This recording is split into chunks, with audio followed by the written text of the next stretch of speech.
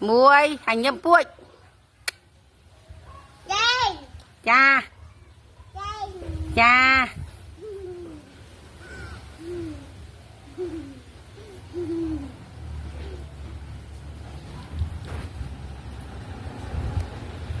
thẹm á thường dùng vô có còn dùng vô có thẹm mau rồi à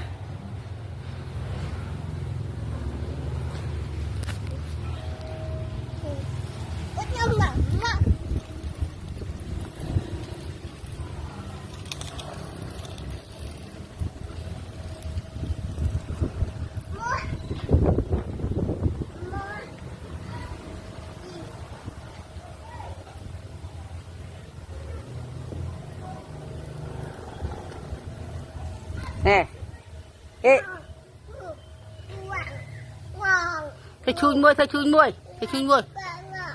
nhá thầy chui môi nè thơ môi mà chào hả